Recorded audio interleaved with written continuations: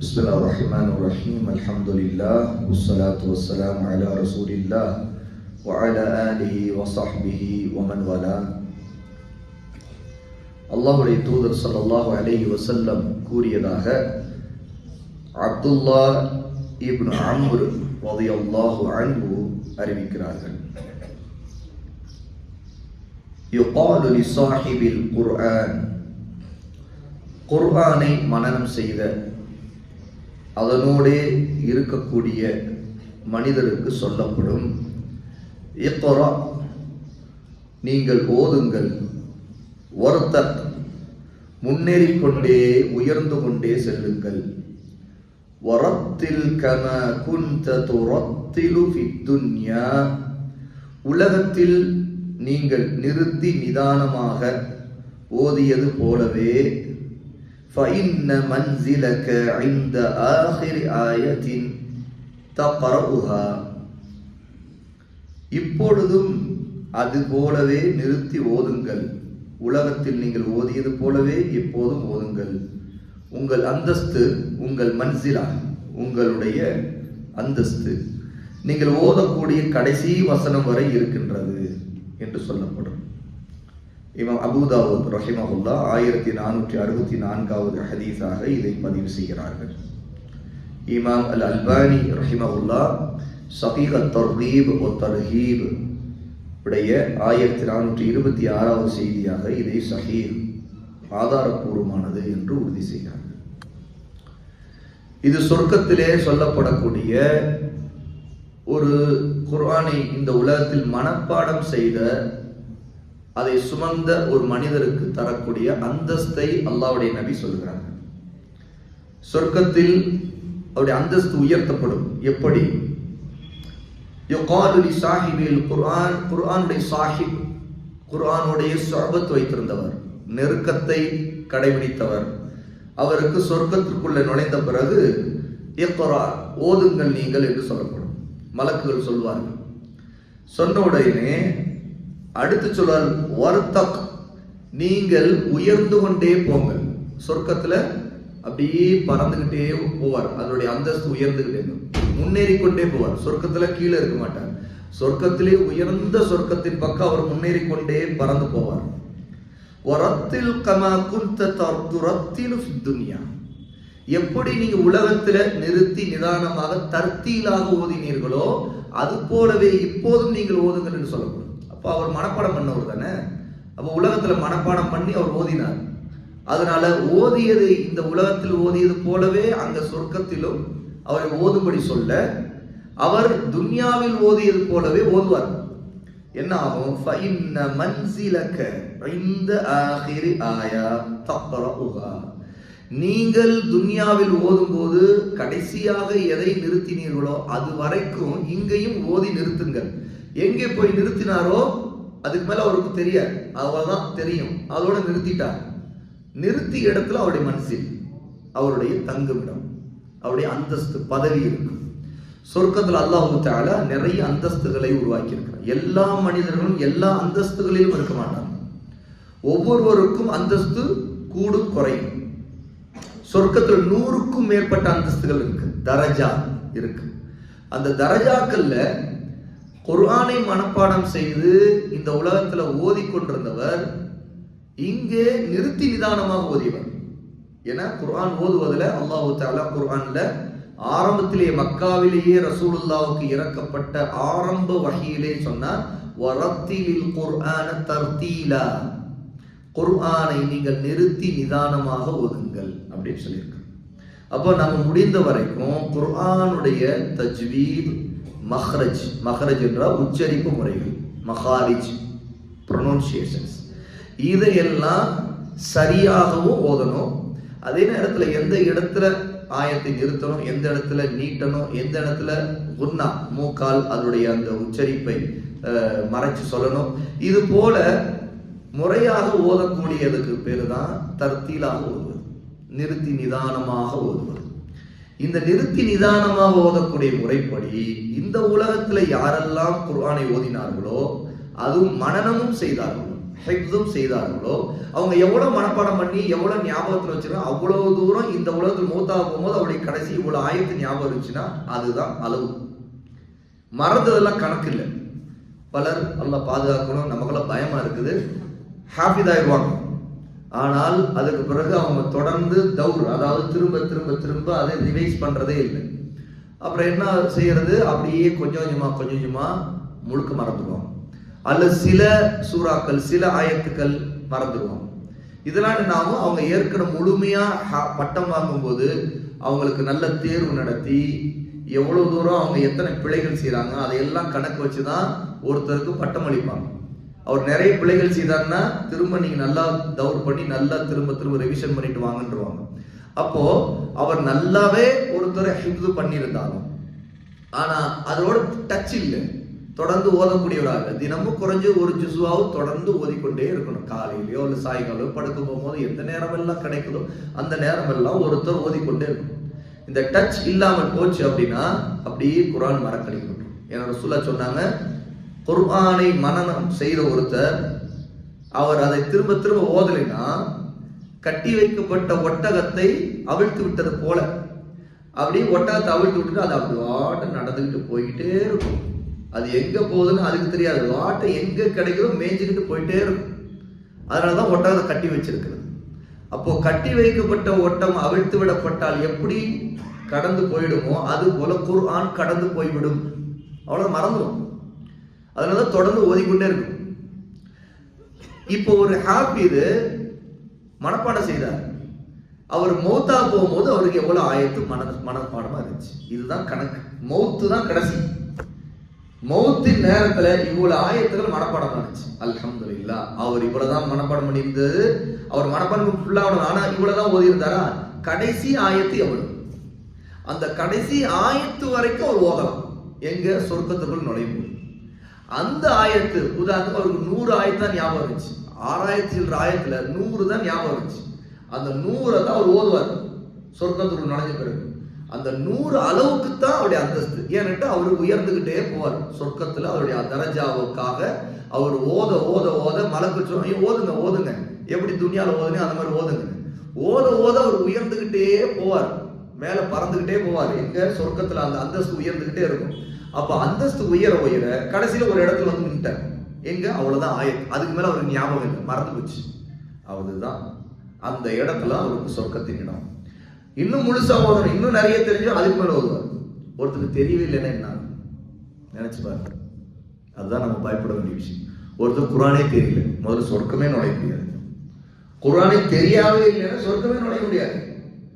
குர்ஆனை தெரிஞ்சிருக்காரு, சின்ன சின்ன ஆயத்துக்கு சிலதான் ஞாபகம் வச்சிருக்காரு, அவருடைய அந்தஸ்து ரொம்ப குறைவா இருக்கும். ஏன்னா அவருக்கு சொல்லப்படும், நீங்க ஓதுங்க இக்ரா. இதுதான் முதல் வார்த்தை. சொர்க்கத்துக்குள் நுழைஞ்ச உடனே மனப்பாடம் செய்தவருக்கு சொல்ற வார்த்தை, அவருடைய அந்தஸ்தை அடையறதுக்கான வார்த்தை இக்ரா. இந்த இக்ரா அப்படிங்கிற வார்த்தையை தான் ஜிப்ரீல் அலைஹிஸ்ஸலாத்து வஸலாம் முதல் தடவை ரசூலுல்லாஹி பற்றி சொன்னாங்க, ஓதுங்கள் அப்படின்னு. இதே இந்த ஓதுங்கள்ங்கிற வார்த்தை தான் சொர்க்கத்துக்குள் நுழைஞ்ச பிறகு மலக்கள் சொல்லுவாங்க, மனப்பாடம் செய்தவராக இருந்தா நீங்க ஓதுங்க, வருத்த உயர்ந்து போங்க, மேல போங்க, அப்படியே போங்க, ஓத ஓத மேல போவீங்க அப்படின்னு. அப்போ இந்த உலகத்துல 2 நிபந்தனைகள் இதுல இருக்குது குர்ஆனுடைய விஷயத்துல. முதல்ல குர்ஆனை நாம் சரியாக ஓத கற்றுக்கொள்வது. ஏன்னா ரசூல் ஸல்லல்லாஹு அலைஹி வஸல்லம் சொல்றாங்க, வரத்தில் கமா குன்த துரத்திலு ஃபித் துன்யா, நீங்கள் துன்யாவில் எப்படி நிறுத்தி நிதானமாக ஓதினீர்களோ அது போல இப்போது ஓதுங்கன்னு பாங்க. அப்ப இங்க ஒருத்தர் நிறுத்தி நிதானமாக ஓதலைன்னா, அதை சரியா ஓதல, நிறைய மிஸ்டேக்ஸ் தப்பு தப்பா ஓதுறாரு அப்படின்னா என்ன ஆகும்? அல்லாஹ் பாதுகாக்கணும். அது அவருடைய அந்தஸ்தை அல்லாஹ்வோட உயர்த்தாது. ஆனால் கூலி கிடைக்கும். தவறு செய்தாலும் அதை திருத்தி கொண்டே வந்தா அல்லாஹ்வோட 2 மடங்கு கூலி, அது உண்மை. ஆனா எவ்வளவு தூரம் அவருடைய அந்தஸ்து உயர்த்தப்படுது அப்படிங்கிறது முடிவை எது செய்யுதுன்னு கேட்டா, அவர் ஓதக்கூடிய நிதானமான முறை. இதுல நிதானமா ஓதுறதுல ஒரு பெரிய நன்மை என்ன தெரியுமா? எவ்வளவு தூரம் நிதானமா அழகா ஓதுறாரோ அவ்வளவு தூரம் அவர் என்ன சொர்க்கத்துடைய அந்தஸ்து மெல்ல மெல்ல மெல்ல உயரத்தை அடைஞ்சுக்கிட்டே. சட்டுன்னு ஓதுறதுக்கு கட கட கட கட கட கடன்னு ஓதுறதுக்கும், ஒருத்தர் நிறுத்தி நிதானமா ஓத ஓத அப்படியே மேல உயர்ந்துகிட்டே போறாங்க. இந்த 2த்துக்கு வித்தியாசம் இருக்குமா இருக்காதா? இருக்கும். சட்டுன்னு அடிச்சுட்டு ஓதுறதுக்கும் அப்படியே நிதானமா ஓதுறதுக்கும் அவருடைய உயர்ந்து. அப்போ நிதானமா ஓத ஓத ஓத அப்படி மேல போயிட்டு, அப்போ ஒருத்தர் ஓதும் போது அந்த நேரத்துல இந்த உலகத்துல எவ்வளவு குர்ஆனோடு அவருடைய உள்ளம் உருகி கலந்து அந்த வார்த்தைகளை அவர் ரொம்ப அல்லாஹ்வுடைய வார்த்தையே ரொம்ப அழகா ஓதணும், ரொம்ப இனிமையா ஓதணும் அப்படிலாம் அவர் நினைச்சு ஓதுனானா எவ்வளவு பொறுமையா ஓதுவார், எவ்வளவு அழகா ஓதுவார். அந்த நேரமும் அதே மாதிரி அங்க அவர் ஓதுறாரு சொர்க்கத்துலனா என்ன ஆகும்? அப்ப அவ்வளவு நேரத்திற்கு அவருடைய அந்தஸ்து மேல உயர்ந்துகிட்டே போவார். ஏன்னா அவருடைய ஓதுதலை மலக்குகள் எல்லாம் கேட்பாங்க. கேட்க மலக்குகள் அவர் உயர்த்த வச்சிருவாங்க. அவர் ஓத மேல உயர்ந்துகிட்டே போவார். அப்போ நாம யோசிச்சு பார்க்கணும், நாம எவ்வளவு தூரம் மனப்பாடம் பண்ணியிருக்கிறோம், எவ்வளவு தூரம் மனப்பாடம் பண்ண முடியுமோ கொஞ்சம் கொஞ்சமாவது நம்ம மனப்பாடம் பண்ணிக்கிட்டே இருக்கணும். அப்போ இன்னைக்கு நமக்கு ஒரு சின்ன சூறாக்கள் 3 தான் தெரிஞ்சு, 4 தான் தெரிஞ்சு. சரி, அதுக்கு அடுத்து ஒரு சூறாவை நம்ம மனப்பாடம் பண்ணணும். சின்ன சூறாக்கள் இருந்து ஆரம்பிக்கணும். எடுத்தோம் பெரிய சூறாக்கள் போகக்கூடாது, சடைவடைஞ்சிடும், என்ன அழுப்பு தட்டிடும். சில மனிதன் இயல்பிலேயே ஒரு விஷயத்தை தொடர்ந்து பண்றது போர் ஆகிடும். இதான் மனுஷனுடைய இயல்பு. அப்போ அந்த மனச்சோர்வு வந்துடக்கூடாது. அதனால சின்ன சூறா ஓகே நாம இவ்வளவு. அதனால தான் எப்பவுமே எந்த உலகத்துல எந்த மதரசா போனாலும் சரி, ஒருத்தர் முதல்ல ஹிப்ஸா ஆரம்பிக்கும் போது கடைசி ஜுஸ் 30வது ஜுஸ்வை அம்மா ஜுஸ்வை தான் முதல்ல மனப்பாடம் பண்ண வைப்பான். ஏன்னா முதலில் அதை ஒருத்தர் முடிச்சிட்டாங்கன்னா அதுல இருக்கிறது எல்லாம் சின்ன சூறா. 3 ஆயத்துகள்ல இருந்து 4, 5, 7, 10 இப்படியே ஆயத்துடைய எண்ணிக்கையில மாற்ற இருக்கும். அதிகபட்சம் எல்லா ஆயத்துகளும் எந்த சூறான்னு பார்த்தா ஒரு 20, 30, 25 ஆயத்து. அதுவும் அந்த ஆயத்துகள் எதுவும் நீளமா இருக்காது. 2 வரி வராது அல்லது 3 வரி வராது. அம்மா ஜுஸுடைய சூறாக்களை பாருங்க, அந்த சூறாக்கள் இருக்கிற ஆயத்துகள் எதுவுமே ஒரு ஆயத்தை ஆரம்பிச்சு 4 வரி முடிஞ்சு போகாது. அந்த ஆயத்துகள் எல்லாமே 1.5 வரி. இன்னும் சொல்ல போனா ஒரே வரியில 2 ஆயத்துகள் இருக்கும். வல் அஸ்ர் இன்னல் இன்சான லஃபீ குஸ்ர் ஒரே வரியில இருக்கும்.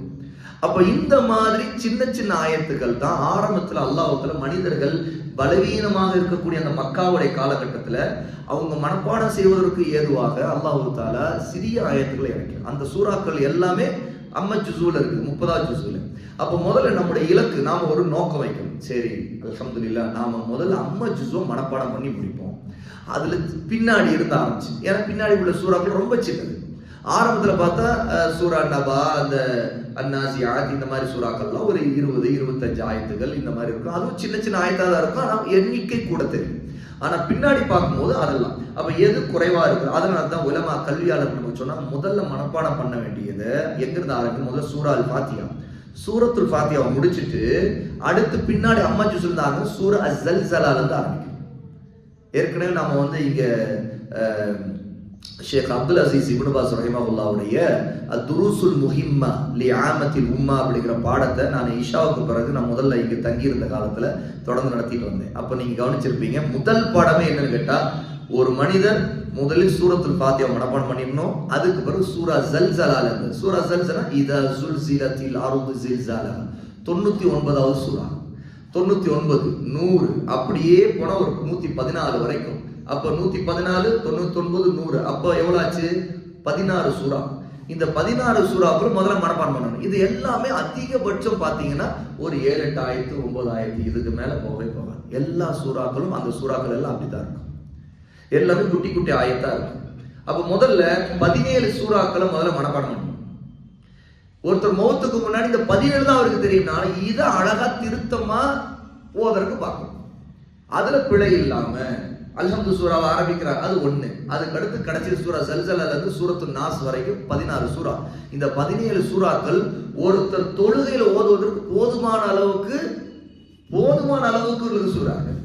இந்த 17 சூறாக்களை நீங்க கவனிச்சு பாருங்க. இப்போ ஒருத்தருடைய தொழுகையில காலை சுபுல 2 ரக்காய் தொழுகிறார், அது சுன்னத்தை கணக்கு வச்சுக்கோ. சுன்னத்து 4, அது ஒரு 2 ரக்காய். ஆனா நம்ம கடமையான தொழுகை மட்டும் சுபுகு 2 ரக்காய், துஹர் 4, அப்புறம் அசர் 4, 2 ஒரு 4, 6 ஒரு 4, 10, அப்புறம் ஒரு 3 ரக்காயத், அது மக்ரிப் 13, அப்புறம் இஷா ஒரு 4 ரக்காயத். எத்தனை ஆச்சு? 17 ரக்காயத்துகள். இந்த 17 ரக்காயத்துகள் தேவையானது 17 சூறா. அதுலயும் பார்த்தா சூரத்துல் ஃபாத்திஹா நம்ம திரும்ப எல்லா ரக்காயத்தும் ரிப்பீட் பண்ணக்கூடிய சூறா. ஒருத்தர் எந்த ரக்காயத் தொழுதாலும் அவர் ஒரே சூறாவை ஓதாம மாறி வேற சூறாக்கள் ஓத முடியும். அதான் உலமாக்கள் கைட் பண்றாங்க, வழிகாட்டி இருக்கிறாங்க. எப்படி இப்ப எப்பவுமே ஒரே சூறா அல்ல 2 சூறா, ஒருத்தருக்கு 2 சூறா தெரியும், 3 சூறா தெரியும், அதையே ரிப்பீட் பண்றது தப்பு இல்லை. ஒருத்தருக்கு எந்த சூறா ரொம்ப பிடிக்குதோ அந்த சூறாவை கூட நிறைய ரிப்பீட் பண்ணலாம். ஒரு சஹாபி சூரத்துல் இஹ்லாஸ் குல் வல்லாஹு அஹத் சூறாவை வாழ்நாள் பூரா எல்லா தொழுகையிலும் ரிப்பீட் பண்ணி ஓதுவார். அப்படி ஒரு சஹாபி இருந்தார். அவர் ஏன் அப்படி ஓதுறாருன்னு கேளுங்க அப்படின்னு சஹாபாக்கள் ஓதுறத பத்தி சொன்ன நேரத்துல ரசூலுல்லாஹ் கேட்டாங்க, அவர் ஏன் அப்படி ஓதுறாரு? அவருக்கு பதில் சொன்னாரு, சூரா அல் இஹ்லாஸ் சிஃபத்துர் ரஹ்மான், ரஹ்மானுடைய சிஃபத் இருக்குது, அல்லாஹ்வுடைய பண்புகள் அதுல இருக்குது. குல் வல்லாஹு அஹத் அல்லாஹு ஸமத் லம் யலித் வலம் யூலத், அல்லாஹ்வுடைய பண்புகள் இருக்குது. அதனால அதை நான் நேசிக்கிறேன் அந்த சூறா அப்படின்னா. ஒரே சூறாவை திரும்ப திரும்ப ஓதலாம், எல்லா ரக்காயத்திலும் ஓதலாம், அது தப்பு இல்லை. ஆனால் நம்ம மற்ற சூறாக்களை ஓதாத நன்மையை இழந்துடக்கூடாது. அப்போ பாருங்க, நீங்க ஓதக்கூடிய நீங்க நினைக்கணும், இப்போ கணக்கு பண்ணணும், நான் எத்தனை சூறா மனப்பாடம் பண்ணியிருக்கேன். ஓகே, எனக்கு 5 சூறா தெரியுது, 5 சூறா தான் தெரியுதா, சரி, நான் என்னுடைய டார்கெட்டு முதல்ல 16 சூறா மனப்பாடம் பண்ணணும். சூரா ஜல்சலால இருந்து நான் ஆரம்பிக்கலாம், இதா சுல்சிலத்தில் இருந்து ஆரம்பிச்சு அப்புறம் அடுத்த சூறா இப்படியே நம்ம முடிப்போம் அப்படின்னு சொல்லிட்டு முதல்ல அந்த இலக்கை, அந்த டார்கெட்டை முடிச்சிட்டோமா, அதையும் அவசரத்தில் முடிக்கக்கூடாது.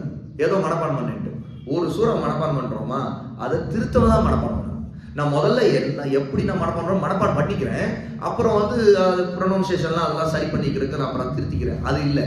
மனப்பாடம் பண்ணும்போது என்ன மாதிரி உச்சரிப்பை ப்ரொனவுன்சியேஷனை நம்ம மனப்பாடமா ஆக்கிடுறோமோ அதுதான் நாக்குல வந்துகிட்டே இருக்கும்.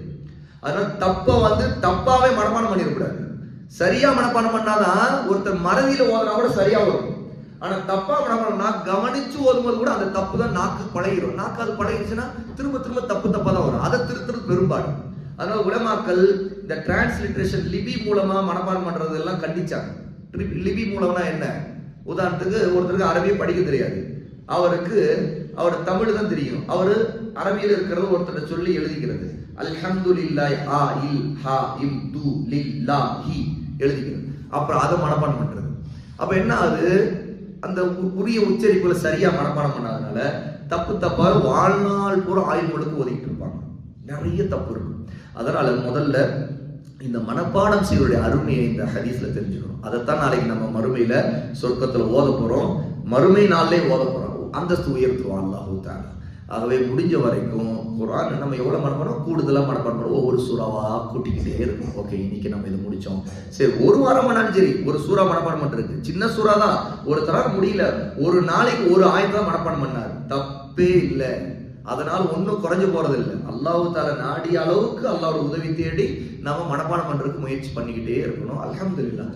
அதுக்கு பிறகு நமக்கு ஆசை அதிகமாயிடுச்சுன்னு வைங்க, அதுக்கு பிறகு நீங்க நினைச்சே பார்க்க மாட்டீங்க, நீங்க மனப்பாடம் பண்றது அல்லாஹு தஆலா அந்த ஹிஃப்ஸ் செய்யற சக்தியையும் அதன் மீது இருக்கிற ஆசையும் அல்லாஹ் தூண்டிட்டான், நமக்கு அதுல ஹிதாயத் கிடைச்சிருச்சுன்னா, இப்படி ஹிதாயத்து கிடைச்ச எத்தனையோ பேர் வயசான பிறகு கூட குர்ஆன் ஹாஃபிதா இருக்கிறாங்க, வயசான முடியாத பிறகு கூட குர்ஆன் ஹாஃபிதா இருக்காங்க. எத்தனையோ பேர் தொழுகையின் விட்டு தூரமா இருந்தவங்க குர்ஆனின் பக்கம் வந்ததுக்கு பிறகு தொழுகை தவறாம தொழக்கூடியவங்களா இருக்கிறாங்க. எத்தனையோ பேரு குர்ஆன் மனப்பாடம் பண்ணதுனால அந்த ஆயத்துக்களை தான் தொழுகையில ஓதணுங்கிறதுக்காக நீண்ட நேரம் நின்று தொழுகிறவங்க இருக்கிறாங்க, தெரியுமா? நீண்ட நேரம் நின்று தொழுவாங்க.